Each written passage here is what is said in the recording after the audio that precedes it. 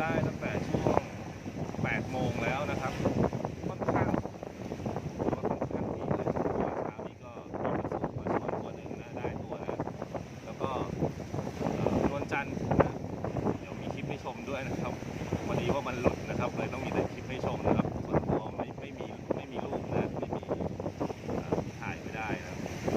ก็ไซส์ประมาณสักโลนิดๆนะโล 2 โล 3ประมาณนี้ครับหลุดแล้วก็ไม่เป็นไรครับเราเพิ่งเริ่มนะการได้ไวก็ถือว่าเป็นเรื่องงามยามดีอย่างหนึ่งนะว่าวันนี้จะต้องมีตัวนะครับเดี๋ยวลองมาลุ้นกันนะครับว่าจะได้ปลาอะไรบ้างจำนวนเยอะน้อยนะครับแต่วันนี้ไม่แห้วแน่นอนนะครับครับผมขอบคุณครับ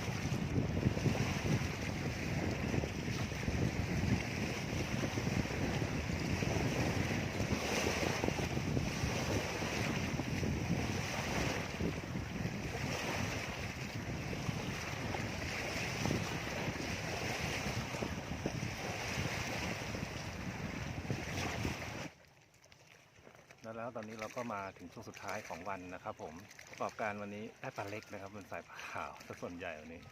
เนื่องจากช่วงเช้านะครับทำปลานวลจันทร์หลุดไปตัวหนึ่งนะครับ หลุดที่หน้าบาเลยนะครับลมพัดจนไม่สามารถที่จะเคลียร์สายได้นะแล้วมันก็หลุดนะครับไม่เป็นไรครับ เรามาได้ตลอดนะครับไม่ซีเรียสเรื่องได้หรือไม่ได้นะครับ แค่มาเก็บบรรยากาศที่มันสดชื่นขนาดนี้นะครับก็พอใจแล้วนะครับ เดี๋ยวไปชมผลงานกันนะครับ แล้วก็จะขอลากันณตรงนี้เลยนะครับ ขอบคุณครับสวัสดีครับและนี่ก็คือผลงานของวันนี้นะครับ ก็อย่างที่บอกไปนะเป็นปลากระสูครับสายขาวแล้วครับวันนี้โอเคครับผมขอบคุณครับ